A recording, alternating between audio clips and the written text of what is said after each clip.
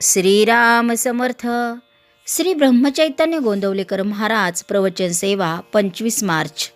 सद्गुरू श्री ब्रह्मचैतन्य गोंदवलेकर महाराज आम्हा सर्वांना सांगतात की प्रपंच केवळ कर्तव्य कर्म म्हणून करा. एका माणसाला विडी ओढण्याचे फार व्यसन होते. तो आजारी पडल्यावर त्याने डॉक्टरांना सांगितले, मला तुम्ही औषध दिले तरी मी विडी सोडणार नाही. त्याचा डॉक्टर फार हुशार होता. त्याने त्याला एक गोळी देऊन विडी ओढण्यापूर्वी ती तोंडात धरीत जा म्हणून सांगितले. त्या गोळीमुळे विडीच्या तंबाखूचे विष त्याला बाधत नसे. तसे आपण प्रपंच करताना वागले पाहिजे. प्रपंच आम्हाला सुख देईल ही आमची कल्पनाच नाहीशी झाली पाहिजे. म्हणजे प्रपंचाची हवही कमी होईल आणि नंतर कर्तव्यापुरतेच आम्ही प्रपंचात राहू. जोपर्यंत प्रपंचाकडे आमची दृष्टी आहे तोपर्यंत आम्हाला समाधान कालत्रयीही मिळणे शक्य नाही. प्रारब्धाने प्रपंच आला आहे, तो कर्तव्य कर्म म्हणून करीत जा, पण त्यात सुख मिळणार आहे या कल्पनेने तो करू नका.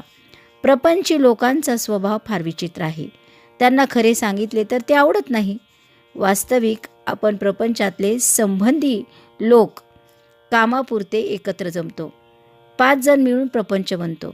त्यामध्ये प्रत्येक जण स्वार्थी असतो. मग सुख एकट्यालाच मिळणे कसे शक्य आहे? नुसता प्रपंच तापदायक नाही, आकुंचित प्रपंच तापदायक आहे. आपले खरे समाधान कुठे तर भगवंताजवळ आहे. ही खून गाठ पक्की बांधून प्रपंचात वागा. ज्याप्रमाणे व्यापारात नफा व्हावा म्हणून व्यापार करतात तो होत नसेल तर व्यापारात काहीच तथ्य नाही. तसेच प्रपंचात समाधान हा नफा आहे. तो प्रपंच म्हणजे तो जर मिळत नसेल तर प्रपंचाचा लोभ धरण्यात काय फायदा आहे? तुझ्या असमाधानाचे कारण नक्की सांग, असे जर आपण एखाद्याला विचारले तर त्याला खात्रीलायक कारण सांगता येणार नाही.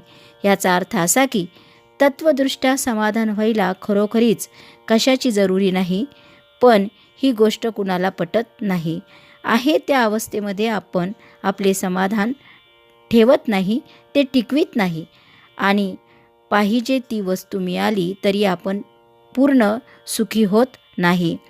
कैदेतल्या माणसाला मी सुखी आहे असे वाटणे कधी शक्य आहे का? तशी प्रपंची माणसाची अवस्था आहे. खरोखर प्रपंचात समाधान आनंद मिळत नाही हे अगदी सर्वांना कळते.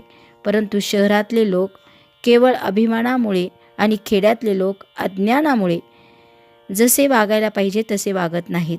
या प्रपंचात राहून सुद्धा भगवंताचे प्रेम आणि समाधान आम्हाला कसे मिळवता येईल याचा आपण आधी विचार करायला पाहिजे.